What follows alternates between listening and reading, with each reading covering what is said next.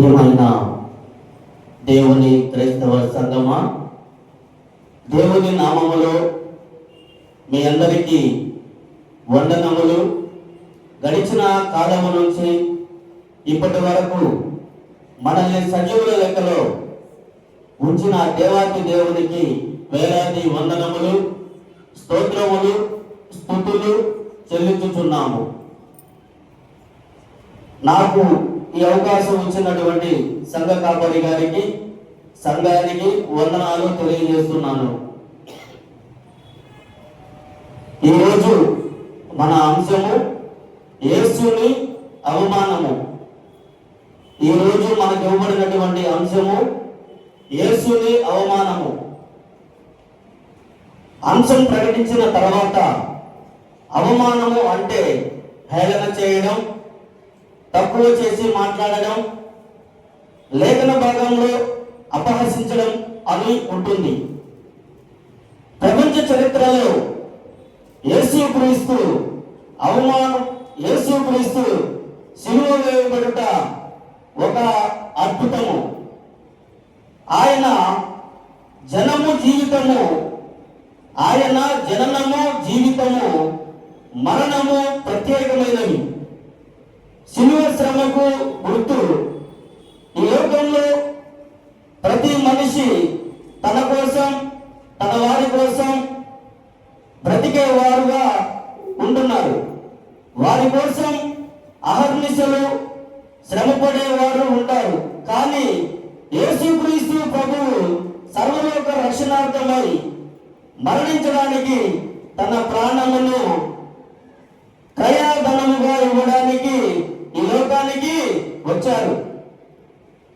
రోమా ప్రభుత్వము నేరము చేసిన వారికి 3 విధములైన శిక్షలు వేసేవారు. అవి 1, సింహపు బోనులో వేసేవారు. సింహాలు వారిని తిని కడుపు నింపుకునేవి. 2వది, అగ్నితో కాల్చేవారు.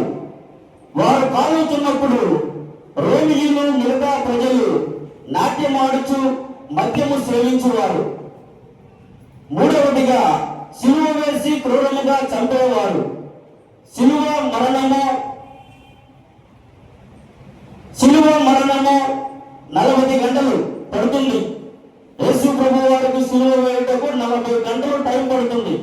ఆ సిలువ మీద ఉన్న వ్యక్తిని పగలు ఆకాశ పక్షులు, రాత్రులు క్రూర మృగములు తినివేస్తాయి. ఈ 3 శిక్షలలో సిలువ శిక్ష ఘోరమైనది.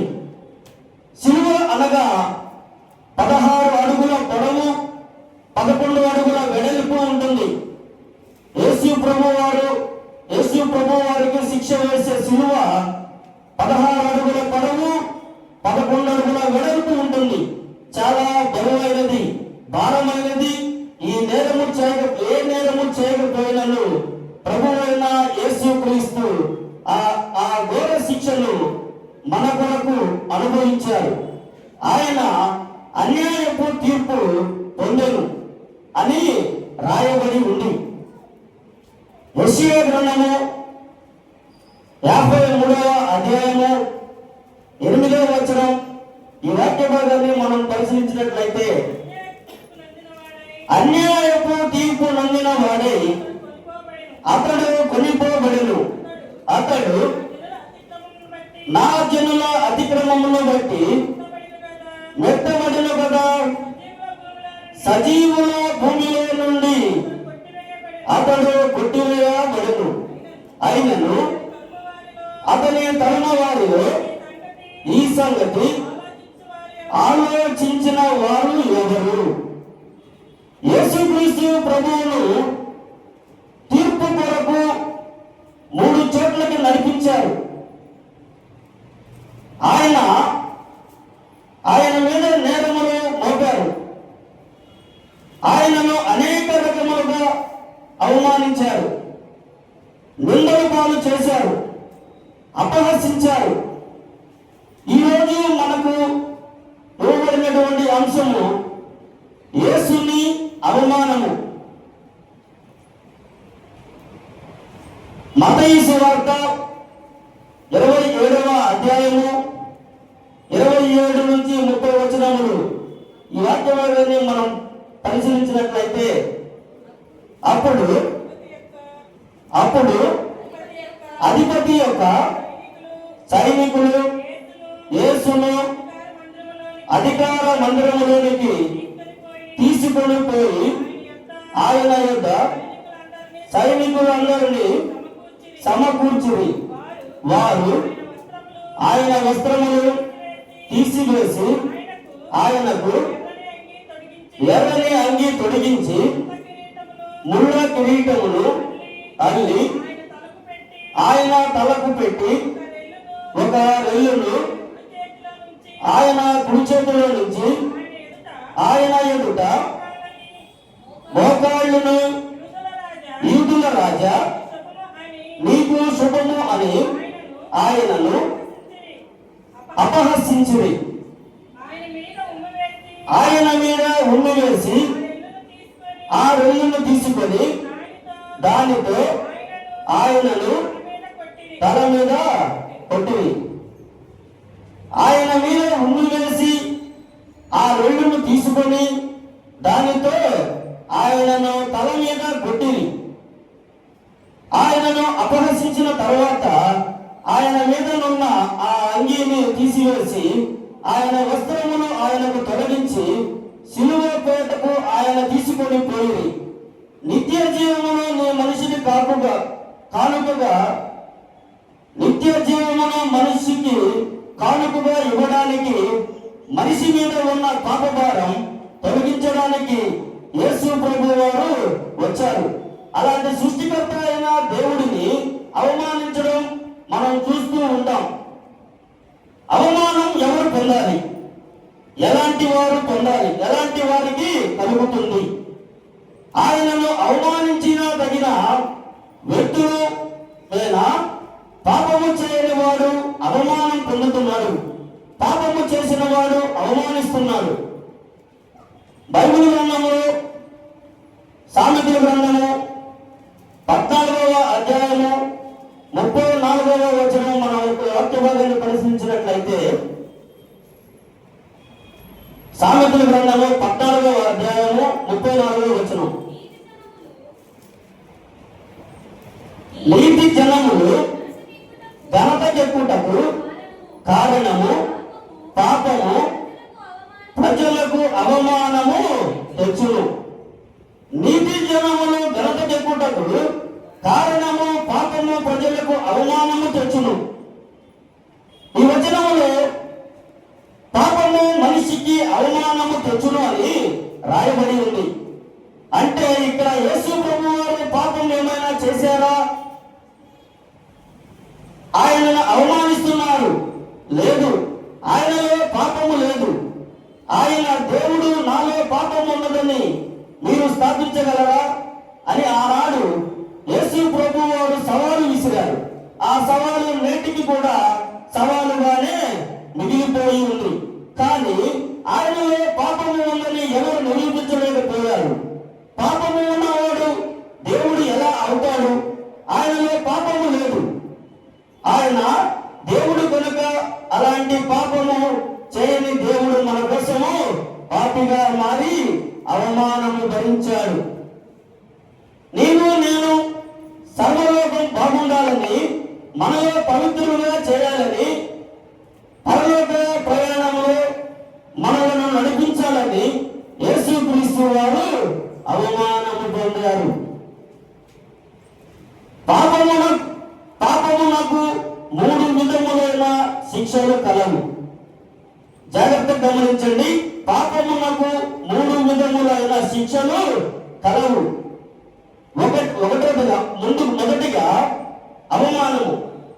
పాపములో ఒక వ్యక్తి దొరికినచో అతడు అవమానము పరచబడును. సామెతల గ్రంథము 14వ అధ్యాయము 34వ వచనం మనం పరిశీలించినట్లయితే నీతి జనములు ఘనతకెక్కుటకు కారణము పాపము ప్రజలకు అవమానము తెచ్చును.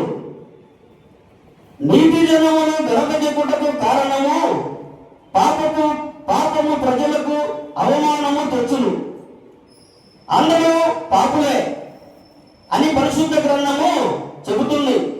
రోమా పత్రిక 3వ అధ్యాయము 23వ వచనం,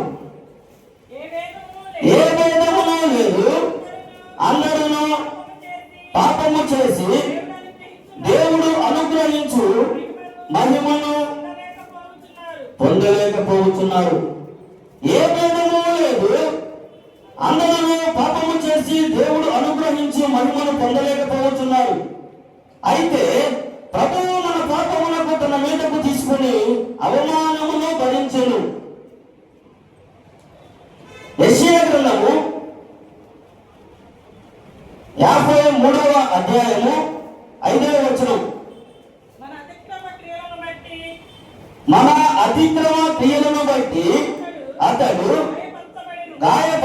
గాయపరచబడును, మన దోషములను బట్టి నలుగగొట్టబడును, మన సమాధానార్థమైన శిక్ష అతని మీద పడును, అతడు పొందిన దెబ్బల చేత మనకు స్వస్థత కలుగుతున్నది. అలాగే మార్కు సువార్త 17వ అధ్యాయం, మార్కు సువార్త 15వ అధ్యాయము 17 నుంచి 20 వచనాలు,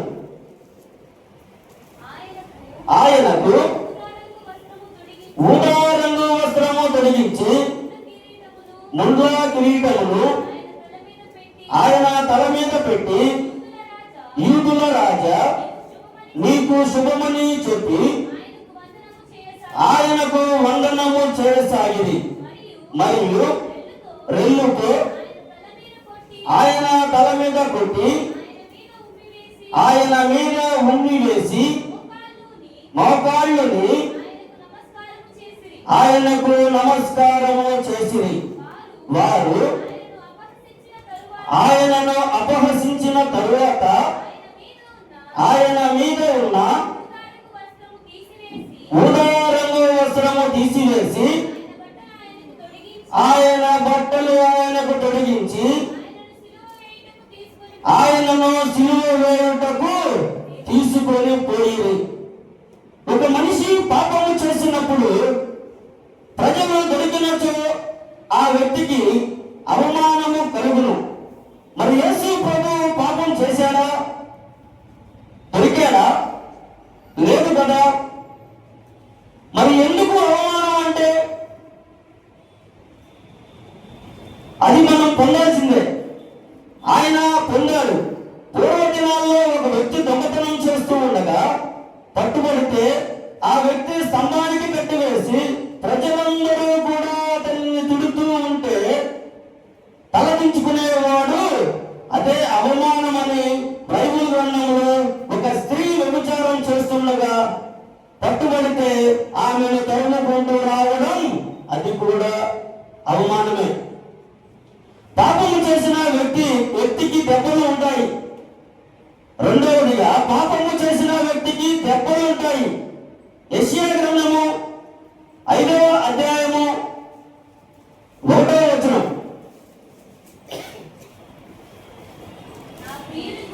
నా ప్రియుని గూర్చి పాడెదను వినుడి, అతని ద్రాక్ష తోటను బట్టి నాకిష్టుడైన వారిని గూర్చి పాడెదను వినుడి. సత్తువ భూమి గల కొండ మీదన నా ప్రియుని ఒక ద్రాక్ష తోట ఉండెను. చాలు. శారీరక వ్యాధులు, మానసిక వ్యాధులు పీడించుతున్నవి. శారీరక వ్యాధులు, మానసిక వ్యాధులు పీడించుతున్నవి.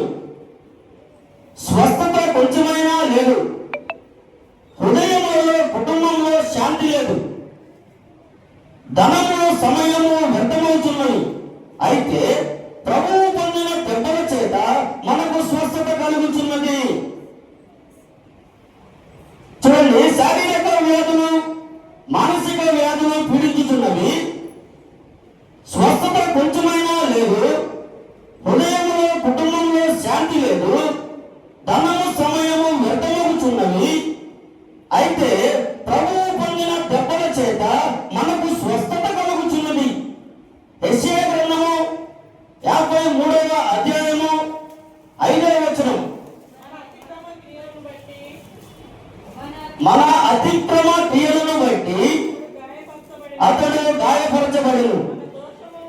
మన దోషములను బట్టి నలుగగొట్టబడెను. మన సమాధానార్థమైన శిక్ష అతని మీద పడెను.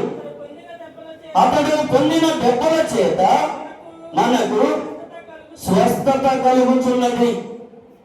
మత్తయి సువార్త 27వ అధ్యాయము 30వ వచనం. ఆయన మీద ఉమ్మి వేసి ఆ రెల్లును తీసుకొని దానితో ఆయనను తల మీద కొట్టిరి. మూడవదిగా పాపము వలన మరణము వచ్చును. పాపము వలన మరణము వచ్చును. రోమా పత్రిక 5వ అధ్యాయము 12వ వచనం. ఇట్లు ఉండగా ఒక మనుషుని ద్వారా పాపమును, పాము ద్వారా మరణమును లోకములో ఎలాగూ ప్రవేశించునో అలాగుననే మనుష్యులందరూ పాపము చేసినందున మరణము అందరికీ సంప్రాప్తమాయెను. చూడండి, ఆదాము తినవద్దన్న పండు తినడం వలన అతని ఆత్మ చనిపోయాను. ఆదాము తినవద్దు అన్న పండు తినడం వలన అతని ఆత్మ చనిపోయాను. అతని శరీరము కాదు, దానిని రెండవ మరణం అని బైబిల్ చెబుతుంది. అయితే ప్రభువు మరణము నుండి తప్పించుటకై, అనగా నిత్య నరకము నుండి తప్పించుటకై ఆయన సిలువ వేయబడెను. హెబ్రీయులకు రాసిన పత్రిక 2వ అధ్యాయము 14వ వచనం 15వ వచనం. కాబట్టి ఆ పిల్లలు రక్త మాంసములు గలవారినందున ఆ ప్రకారమే మరణము యొక్క బలము గల వానిని, అనగా అపవాదిని మరణము ద్వారా నశింపచేయుటకు జీవిత కాలమంతయు మరణ భయము చేత దాస్యమునకు లోబడిన వారిని విడిపించుటకును ఆయన కూడా రక్త మాంసములలో పాలివాడాయను. ప్రభువు మన కొరకు మన స్థానంలో మరణించి తిరిగి లేచను కనుక మనం దేవుని రుణస్థులుగా ఉండాలి. ప్రభువు మన కొరకు మన స్థానంలో మరణించి తిరిగి లేచను కనుక మనము దేవుని రుణస్థులుగా ఉండాలి. పాపము చేసింది మనం, అవమానం పొందాల్సింది మనం, దెబ్బలు తినాల్సింది మనం, మరణాలు కావాల్సింది మనం. కానీ సిలువలో ఆయన అవమానం పొందాడు, మన కొరకు దెబ్బలు తిన్నాడు, మరణం అయిపోయాడు. ఒకసారి ఆయన ప్రేమను, ఆ సిలువ త్యాగాన్ని గుర్తు చేసుకొని ఆయన యొద్దకు వచ్చినట్లయితే నీవు మార్పు చెందుతావు, దేవుని బిడ్డగా జీవిస్తావు. పాపిరావా పాపము విడచి పరిశుద్ధుల విందుల చేరా. పాపిరావా పాపము విడచి పరిశుద్ధుల విందుల చేరా. పాపుల గతిని పరికించితివా, పాపుల గతిని పరికించితివా. పాతాళమే పర్యంతము, పాతాళమే పర్యంతము సిలువ చేత చెరిన నాడు కలుషములను కడిగి వేయు.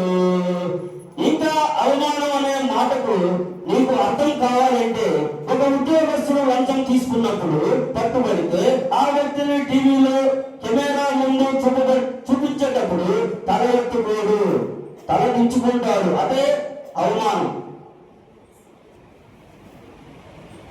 క్రీస్తు ప్రభువు వారిని అవమానించిన వారు పరిశుద్ధ గ్రంథంలో అనేకులు ఉన్నారు. వారిలో కొందరు, మొదటగా ప్రధాన యాజకులు, మీరు దేవునికి ప్రజలకు మధ్యవర్తిగా ఉండేవారు, ప్రజలను దేవుని వద్దకు నడిపించేవారు. అయితే క్రీస్తు ప్రభు వారిని గుర్తించకుండా అవమానిస్తున్నారు. మీరు దేవునికి ప్రజలకు మధ్యవర్తిగా ఉండేవారు, ప్రజలను దేవుని వద్దకు నడిపించేవారు. అయితే క్రీస్తు ప్రభు వారిని గుర్తించకుండా అవమానిస్తున్నారు. ప్రధాన యాజకులు క్రీస్తు యేసుని తెలిసి కూడా గుర్తించకుండా ఆయనను అవమానిస్తున్నారు. మత్తయి సువార్త 27వ అధ్యాయము 41 నుంచి 43 వచనములు. అలాగే శాస్త్రులను, పెద్దలను, ప్రధాన యాజకులను కూడా ఆయనను అపహసించుచు, వీడు ఇతరులను రక్షించను, తన్ను తానే రక్షించుకోలేడు, ఇశ్రాయేలు రాజు కదా, ఇప్పుడు శిలువ మీద నుండి దిగిన ఎడల వానిని నమ్ముదుము. వాడు దేవుని యందు విశ్వాసము ఉంచెను, నేను దేవుని కుమారుడని చెప్పెను కనుక ఆయనకిష్టుడైతే ఆయన ఇప్పుడు వారిని తప్పించునని చెప్పుడు. చాలండి. శిలువ నుండి దిగితే నమ్ముతాము అని అపహసించి అవమానించారు. ఎవరు? ప్రధాన యాజకులు. రెండవదిగా, దేవుని ప్రజలై ఉండి దేవునిని ఎరుగక ఎన్నో అద్భుత కార్యాలను చూచి కూడా ఆయన్ను గుర్తించక ఆయన ముఖంపై ఉండి గుర్తి అవమానించారు. మత్తయి సువార్త 26వ అధ్యాయము 65వ వచనం నుంచి 68 వచనములు. ప్రధాన యాజకుడు తన వస్త్రమును చింపుకొని, వీడు దేవదూషణ చేసెను, మనకిగా సాక్షులతో పని ఏమి? ఇదిగో ఈ దూషణ మీరిప్పుడు విన్నారు, మీకేమి తోచుచున్నది అని అడిగెను. అందుకు వారు, వీడు మరణమునకు పాత్రుడనని. అప్పుడు వారు ఆయన ముఖము మీద ఉమ్మి వేసి ఆయనను గుద్దిరి. కొందరు ఆయనను అరచేతులతో కొట్టి, క్రీస్తు నిన్ను కొట్టిన వాడెవడో ప్రవచింపుమనివి.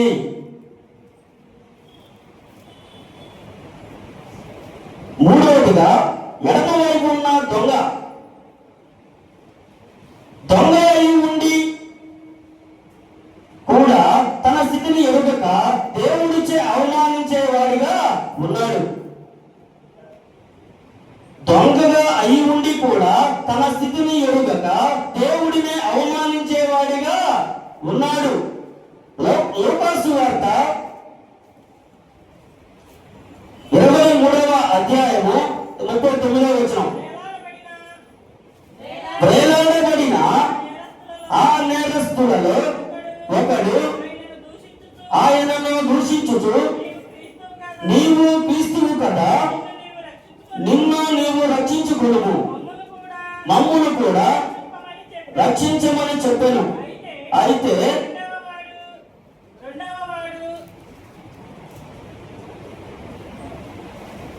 23:39. ఎన్నో సంవత్సరాలుగా క్రైస్తవులుగా జీవిస్తున్న నేను ఎలా ఉన్నాను? ఎన్నో సంవత్సరాలుగా క్రైస్తవులుగా జీవిస్తున్నా నేను ఎలా ఉన్నాము?